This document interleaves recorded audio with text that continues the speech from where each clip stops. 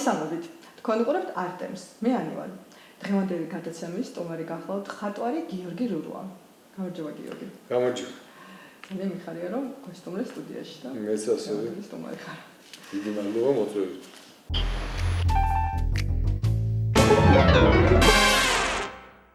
გიორგი, დავიწყებ ბლით შეკითხვებით.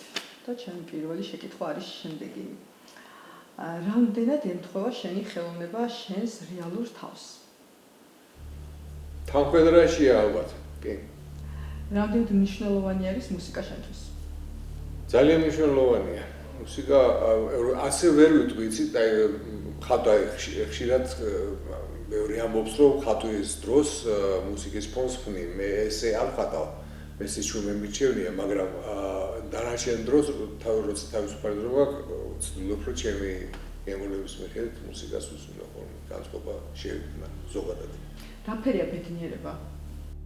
ალბათ ლურჯი. საინტერესო. ლურჯი? რატომ ლურჯი?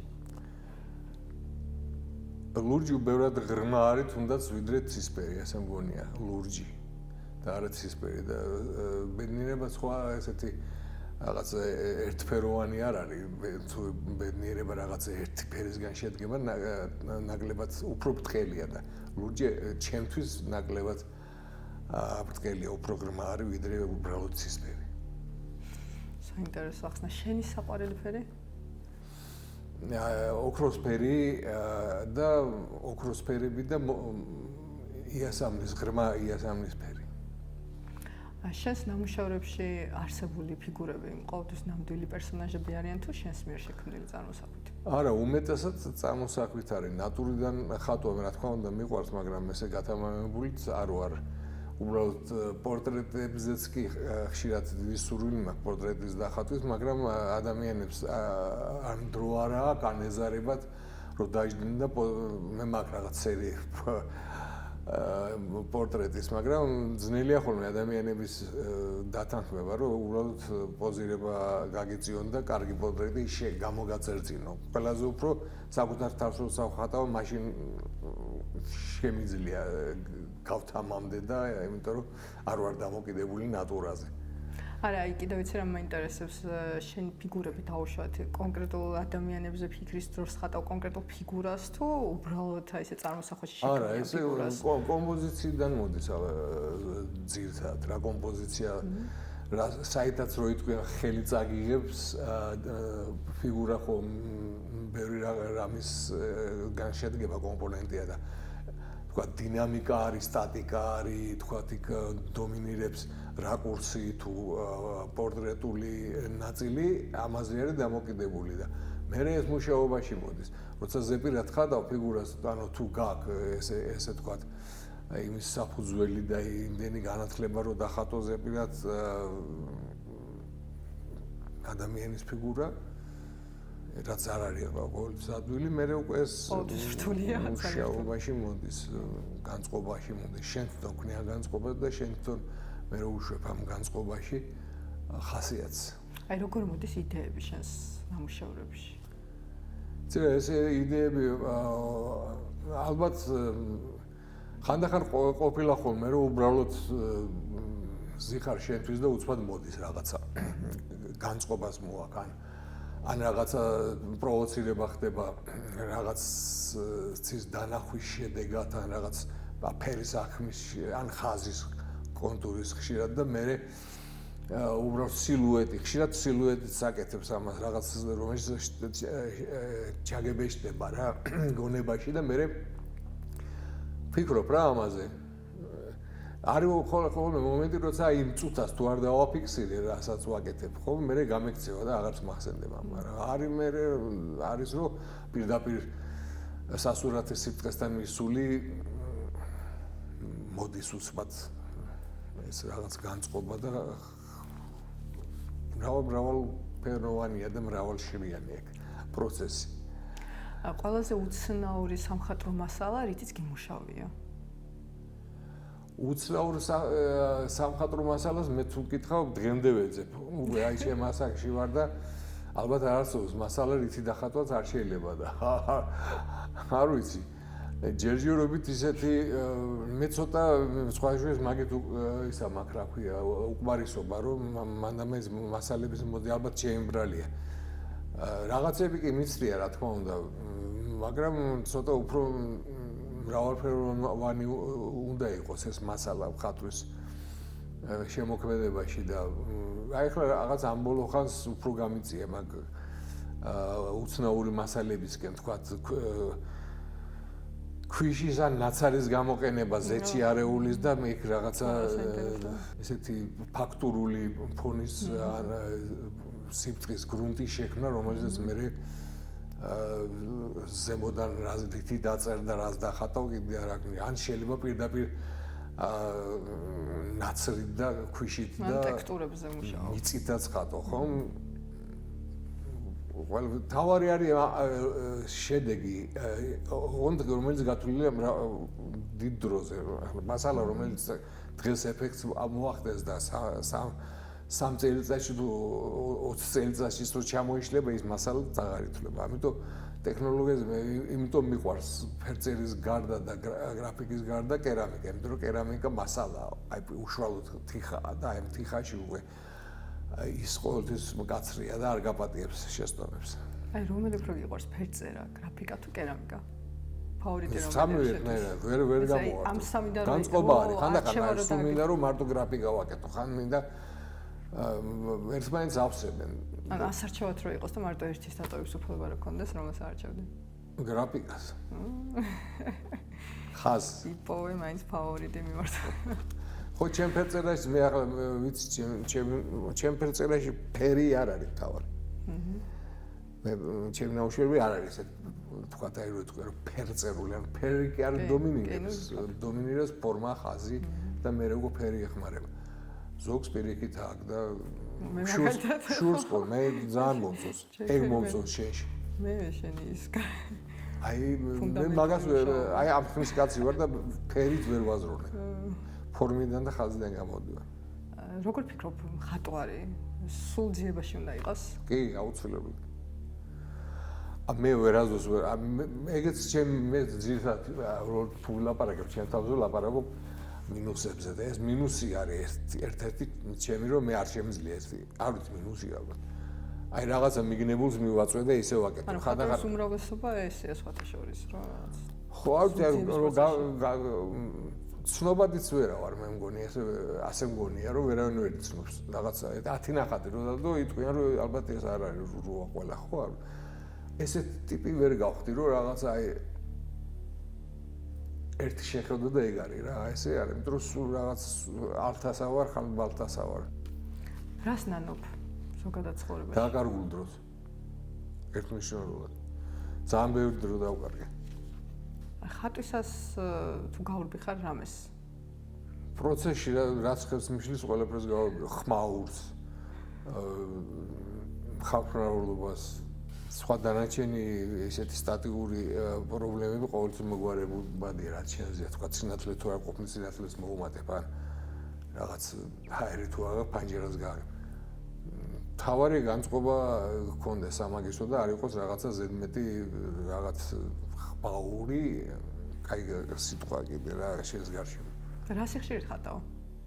მე სულ ხატავ ამ ბოლო ხანს აი მე დროზე რო ვთქვი ვინაზღაურებ ვინაზღაურებ მე ახალგაზრდობა შევწირე რაღაც სამსახურებს დილას ავდგებოდი სულ წავიდოდი მე მოვდიოდი სულ რაღაც დაძაბულობა სულ თან სიამოვნება თან მაგრამ სულ მქონდა იმის თუ ხატავდი როცა მქონდა თავისუფალი დრო რა იყო როცა მუშაობ და თან სტაბილურად მუშაობ გაქ შაბათი კვირა რაღაც ვიკენდები ეს დღეები ამას ვცდილობდი რომ ჰობის დონეზე მეხატავ ეხლა უკვე 60 წელს გადაცილებულმა მივახციე თუ ყოფამაც მოიტანა ეგრე რომ განთავისუფლდი ყველგანი პასუხისმგებლობებისგან იერარქიულად ვიღაცების მიმართ ხატავ რა და ამიტომ ის დაკარგული დრო ვინაზღაურებ ხო იმიტომ რომ მე რომ მეხატა მაშინ და აი ქარყოფილიყავი სადაც ვიყავი შეიძლება ალბათ დღეს ბევრად უფრო მაღლა ვიქნებოდი შემოქმედებითაც რომელიმე შენს ნახატს ხო არ გამოუწოვია შენში იმედგაცრუება? ბევრს ხო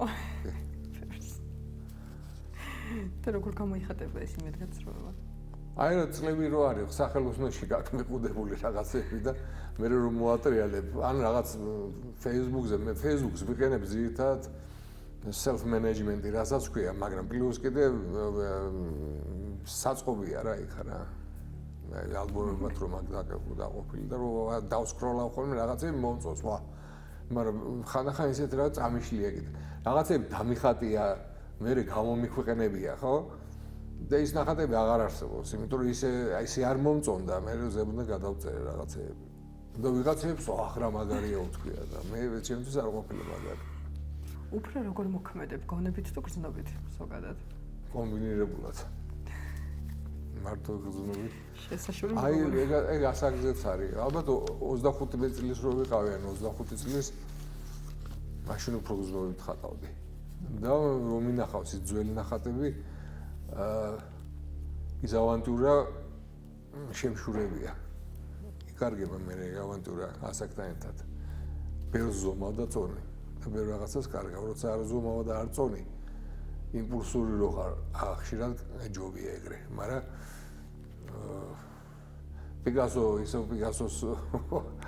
პიკასო უნდა იყო, რომ 80 წლის ასაკში ისე ხატავდი, როგორც 20 წლის.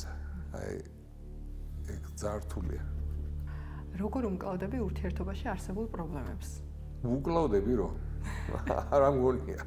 ბევრი რაღაცა ჩემს ისე მოქმედებს გარემოს გულისხმობ თუ ზოგადად ურთიერთობები. ხო, ზოგადად ეხლა ვცდილობ რომ ეხლა უკვე ნაკლებად შევიქმნა პრობლემები და ვინც მიქმნის პრობლემებს რა თუ ადამიანთან ან იმ ადამიანს არ აინტერესებს ჩემთან ურთიერთობა ან მეც ან მას მაღიზიანებს უბრალოდ ნელ-ნელა დავშორდები ხოლმე და ეს ადამიანური ურთიერთობები ნაკლებად დღეს უფრო ზოგადი და უფრო ყოფითი სიტუაცია გარშემო. როგორ დაახასიათებდი საკუთარ თავს ერთი წინადადებით? გაფანტული შემოქმედი ვარ. დღემდე ვერ დავლაგდი. ვისთვის ხატავ, ხალხისთვის თუ საკუთარი თავისთვის? აუ, ხალხისთვის არა. ხალხისთვის არა.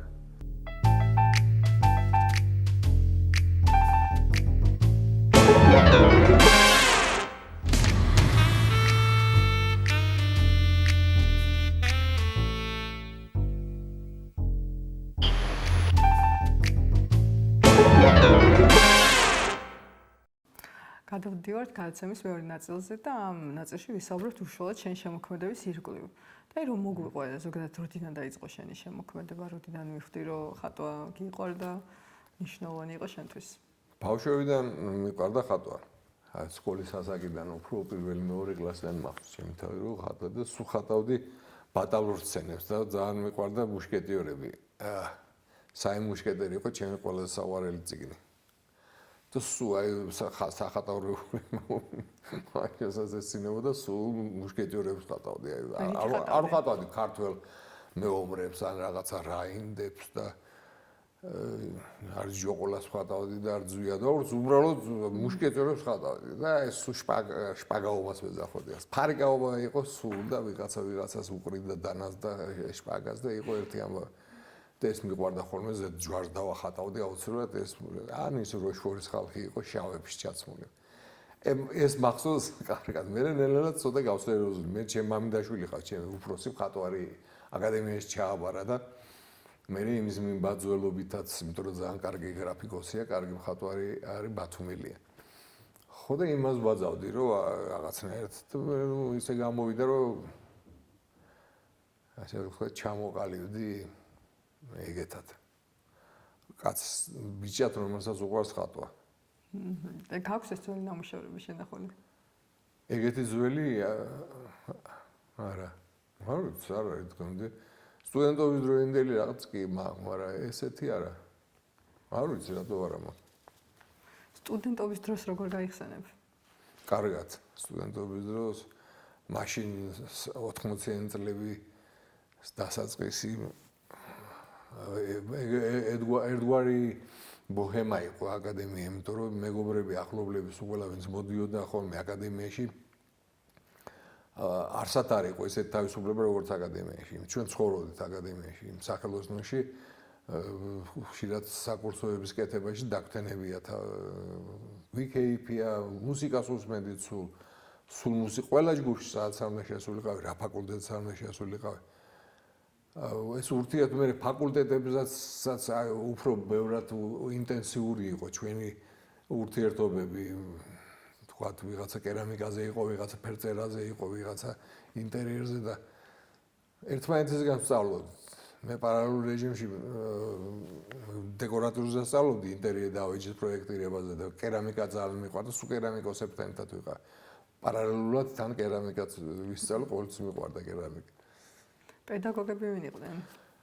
ძალიან კარგად მახსენდება ჩემი პედაგოგები. მათი დამსახურება დღესაც რო ვხატავ ხომ, ისე მგონია რომ გიგე შელავა მელაპარაკება ან თენგისოსელია მელაპარაკება, აი ეს როგორ უნდა დახატო, აი შტრიხი როგორ უნდა დაადო. იქ რაღაც ფერწერაში თაზო ხუციშვილი აუცილებლად მეამაყება რომ ერთი პერიოდი თაზოს მასწავლი და ამირან ჩხაიძე იყო ერთი კარგი ძალიან კარგი ხატვარი და კარგი პედაგოგი და ჩუბიკა იყო რა ბევრი кай ხალხი. საინტერესო პედაგოგი ყოლია. ჯუნა ხანდაკებას მასწავლიდა ერთი პერიოდი. ძალიან საინტერესო იყო. და რა პერიოდში მოხდა ეს, ასე ვთქვათ, შენი შემოქმედებითი შეჩერება, როცა მუშაობა დაიწყო აკადემიის დასრულებისთანავე? აკადემიის დასრულების მერე არა, მე აკადემია რო დავამთავრე, მე რაღაც მაშინ ეს პერიოდები იყო, სამხატვრო კომბინატი არსებობდა, შეკვეთები, ყველა მხატვრები სტუდენტობის პერიოდშიც კი, გვიან სტუდენტობის პერიოდში, თუ რაღაცა კერამიკული პანოები კეთება, ძალიან ესე ვთქვათ, ესეთი კარგი შემოსავალი ქონდა, რაღაც კედელს ნახავდი, რამე დაწესებულებაში მოელაპარაკებოდი, დაწესებულის ხელმძღვანელს იმას ყოველთვის ქონდა ფონდი და ეს ფონდი გამოყოფდა შენ და რაღაც თემატიკას, თქვათ კულტურის სახლში, რაღაცა აი გორკის სახლშიც მაგ ერთხელ პანო გაკეთებული პლეხანოზე. რაღაც სხვა ადგილებში. და კაი ჰონორარი იყო ხოლმე, დიდი შემოქმედება ის არ იყო, მაგრამ მიყვარდა შემოჭი კეთება მაგის რაღაც მოზაიკაც მიკეთებია, სურათზე ერთ-ერთთანაც რაღაც მიკეთე. სულ რაღაც მე ჟურნალის რედაქტორიც ვიყავი, სამხატვრო რედაქტორი ერთი პერიოდი, რა ვიცი, პრინციპში მაგრამ ეს ძირითადად აი რო აირია 90-იან წლებში და მე წავედი თურქეთში. 3 წელი თურქეთში მე და ჩემი მეგობრები ვიყავით. იქ ვხატავდით ოქშენ ჰაუსი იყო ერთი ჰილტონში სასტუმრო დროში ბოლოს და ბოლოს გადავეყარეთ და სააუქციონო სახლი იყო იქ ირანული წარმოშობის თურქი იყო ძალიან დიდი გამჭრიახი და ძალიან განათლებული კაცი იმასთან 3 წელი მუშაობდა ეს დავხატავდი ჩავწყვრივით ხოლმე ანკარაში ცხოვრობდი ჩავწყვრივით ამ ნახატებს და მე დაგვითვლიდა ხოლმე დაგვიკლებდა და მაშინ ახლა 90 მე ვამბობ 94 წელს 93-ში $1000-მდე ცოლშვილთაც კი მიცხოვრია ანკარაში და ბინა ქონა ნახე ესე იყო და მე უკვე ძალიან რო გაჭირა რომ დაუბრუნდი 3 წელი ვიყავით მე მოხდი ამერიკის საელჩოში 99 წელს ვაკანსია იყო მალე არის ღებავის და მოხდი მანდ მე ამერიკელმა ამერჩია მე ერთი რამის გამო მარტო მე ესე თქვა მაშინ და კარგად მახსოვს რომ ახლა ჩემი ინგლისური მაშინ მანდა მაინც არის რაღაცა ინგლისურს ვახრეკენ რომ თურქეთშიც მიწევდა ინგლისურს მაგრამ ახლა რო გახვიდეო მაშინ ამერიკის საელჩო იყო ათონელზე და აი ბირჟა არისო და იქ იმდენი მალე არისო ნებისმიერ საუყანცო და ეს კაციო მალე არის ხატვარია უფრო გამოგვადგებაო ხო და ასე ამიყვანეს მე წავიდა რაღაც კარიერა საელჩოში მე ტექნიკურ განყოფილებაში ჯგუფის ხელმძღვანელი მე სარემონტო განყოფილების პროექტების მენეჯერი ესე და გავიდა ესე წლები რა ეხლა როგორი არის შენი ცხოვრება ამ უკვე აქტიური ხატრობის ფონზე? რა გეგმები გაქვს ზოგადად? ცხოვრების აი ყოფიერების მხრივ ძალიან მდორია. და ხატრობის მხრივ ძალიან აწეწილი და ეს მომწონს. ხატრობა მაწონს ხლეს მე რო არ ვხატავდი ალბათ რაღაცა სულ რაღაცას ჩავიდენდი, ან ჩემს საკუთარ თავს ჩაუდენდი, ან ვიღაცას, იმიტომ რომ ძალიან მაგიზიანებს გარემო რა. ხო და ეს შველის ერთადერთი და ეს არის ერთადერთი ისვისაც ღირს სიცოცხლე. და ჩემ აი თუ ფიქრობ მოვალზე რომ ღმერთო ერთი 20 წელი კიდე მაცოცხლა, რაღაც სიგიჟეები მინდა გავაკეთო ეხლა აი ამ ასაკში, იმიტომ რომ თავის დროზე ისევ და ისევ მივდირი წასულს. ეს სიგიჟეები უფრო მხატვრობას უკავშირდება. ხო, აბა მეტია ეხლა ეს რომანტიკული სიგიჟეები გამოფენას ხარ გეგმა უახლოს მომავალში პერსონალურს. გამოფენა სულ გეგმა 2019 წელს მქონდა წითელ კვადრატში პერსონალი იმის მაშინ მუშაობდი სასტუმრო ჰილტონის ტექნიკური მენეჯერი ვიყავი და მაინც მოახერხე და გავაკეთე გამოფენა ჩემი შემოსავალი მქონდა მაშინ ეხლა ძალიან ძნელია გაყიდული ნახატით პერსონალურ გამოფენას ვერ გავაკეთებ და ზოგადად რაღაცა დღევანდელ გართულებულ სიტუაციაში კიდე რაღაცა სერიოზული სპონსორის მოძებნა, რომელიც 1000-ებით დაგავს სპონსორებს, აი შენ ხატე და ესეც ხაპარია. რას ურჩევდი ახალგაზრდა მხატვრებს? ახალგაზრდა მხატვრებს ჯერ ხატვარი რო ხარ, ეგ ძალიან რთული თემა არის, ხარ კი მხატვარი. არავის დასაკნელებად ამბობ, დღეს იმდენი მხატვარი არის. იმდენი ადამიანი გაერთო ხატრობით და იძახის რომ ხატვარია და ერთობა ხატრობა გართობა არ არის ღმერთმა ხელი მოუმართოს ყველას ვისაც უყვარს და უნდა ხატოს მაგრამ ხატვარი რო გახდე თავი თელი ცხოვრება უნდა მიუძღვნათ თელი ცხოვრება უნდა იწვალო იტანჯო რაღაცა საშინელებები აკეთო ბევრი რაღაცა დაივიწყო და მე იქნება და დადგეს ხატარი მე 65 წლისა ვარ და ძალიან ვერ ვიტყვი ესე რომ ხატვარი ვარ რა ვერ ჩამოყალიბდი ჯერ კიდე ძალიან რთული რამეა და რა უნდა ურჩიო თავი უნდა გადადოს ძალიან საინტერესო რჩევა არის თავი უნდა გადადოს მე არაფერი ნუ ველოდება ნუ რავი რომ ხატრობით აი მე ცნობილი მხატვარი გავხდები და გამოვიფინები სანმე პარიზში მაშინ რა ქვია პირამიდაში და გაგიჟდება თელი სოფლის არ მოხდება არასოდეს. საკმაოდ მძიმე ტვირთია იყო მხატვარი რა? კი, უფრო მე ესე ვფიქრობ, რომ ისეთ ზოგადად ხო ამას ხშირად ვფიქრობ, დღეს ხელოვნების მიმართულება რაღაცა, მუსიკას ასე თუ ისე არც მუსიკოსობა, ადვილი რაც რა თქმა უნდა არც კომპოზიტორობა, არც მსახიობობა არაფერი თუ კარგი უნდა იყოს, მაგრამ ყველაზე რთული მაინც რაღაცის პრომოს გაკეთება ხატრობაში არის და მწერლობაში.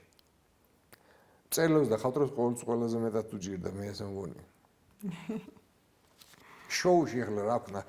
ხო, რა უნდა გავაკეთო? მე ვიღაცა მომიწიოს ხატვარი შოუში. რა შოუს ვერ დავდგა, ხატვარი ვარ და ესე კი დავდგა რა ტიტილოს გავჭიმავ და საღებავს შევასხავ და მე თვითონ დავისხავ ზემოდან რაღაც ულტრამარის და ახლა ეს ხო არ არის ხატრობა და შოუს ვერ ხმნი მუსიკიდან შეიძლება შოუ გააკეთო თეატრისგან შეიძლება კინოსგან შეიძლება შოუ გააკეთო წერლობისგან შოუ მე არ მინახე ამ ხატრობისგან ამ ეტაპზე რაზე მუშაობ რამე კონკრეტულ სერიებზე ხო არ მუშაობ ხო აი ეს ზუსტად რაც ვახმენე იკონოგრაფიული იმიტაციები ესეათ სერია რომელიც ადრეც მქონდა მე და მე გავწყვიტე მე უფრო ესეთი სტილი იკონოგრაფიული სტილი რამე განსაკუთრებული დინამიკის და ფერწერულობის გარეშე უფრო ფაქტურაზე აქცენტი მყარ სასურათე იმაზე სიბტყეზე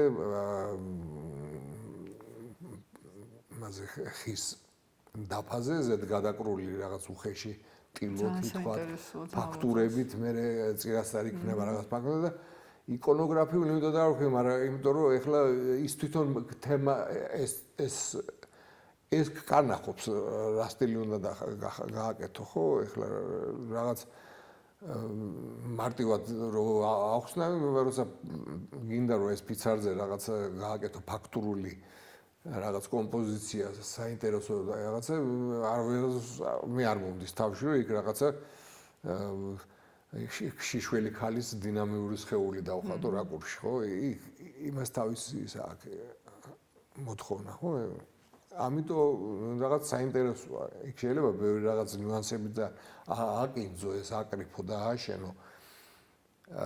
მაგრამ მაინც იქ რჩები რა, რასაც ფსევდო იკონოგრაფია ცხოვრებაში არც ხატი არ დამიხატია და არც დამიწერია და არც გამიბედავს მე არ ვარ. მაგის ნიჭი არ მაქვს. მაგრამ ეს ეფექტი, ასე ვთქვათ, მომწონს.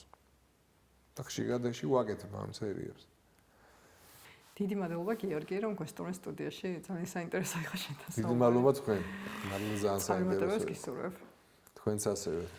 თქვენ უყურებდით არტემს, დღევანდელი გადაცემის სტუმარი იყო მხატვარი გიორგი რურვა. დღეს ამით გემშვიდობებით, მომავალ შეხვედრამდე.